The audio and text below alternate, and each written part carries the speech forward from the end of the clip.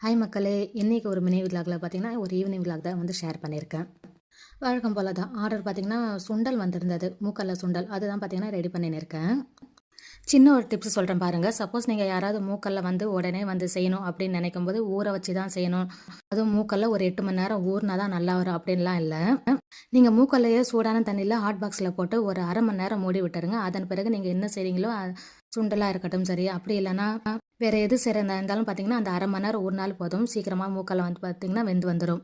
இந்த ஆர்டர் பார்த்தீங்கன்னா, இன்னைக்கு நான் தான் வந்து பேக் பண்ணின்னு இருக்கேன். மன்னவர் பார்த்தீங்கன்னா வெளியே போயிருந்தாரு. நைட்டுக்கு டிஃபனுக்கு பார்த்தீங்கன்னா, இடியாப்பமும், சிக்கன் பக்கோடாவும். எங்க ஊர்ல இது ரொம்ப ரொம்ப ஃபேமஸ். இதை ஏன் கடையிலேயே வாங்குவானுன்னு சொல்லிட்டு, எது செய்றதா இருந்தாலும் பார்த்தீங்கன்னா, முக்காவாசி ஒரு எல்லாமே பார்த்தீங்கன்னா, வீட்லயே பார்த்தீங்கன்னா நாங்க ரெடி பண்ணிக்குவோம். ஏதாவது ஒரு முக்கியமான நாள், அந்த மாரி நேரத்தில மட்டும் தான் ஃபேமிலியோட போயிட்டு வெளிய போய் வந்து டின்னர், லஞ்ச் எதுவா இருந்தாலும் வெளிய போய் சாப்பிட்டுட்டு வருவோம்.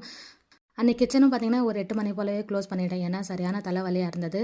அதன் பிறகு பார்த்தீங்கன்னா, எல்லா வேலையும் பார்த்தீங்கன்னா, மன்னவரும் பையனும் தான் வந்து செஞ்சுன்னு இருந்தாங்க.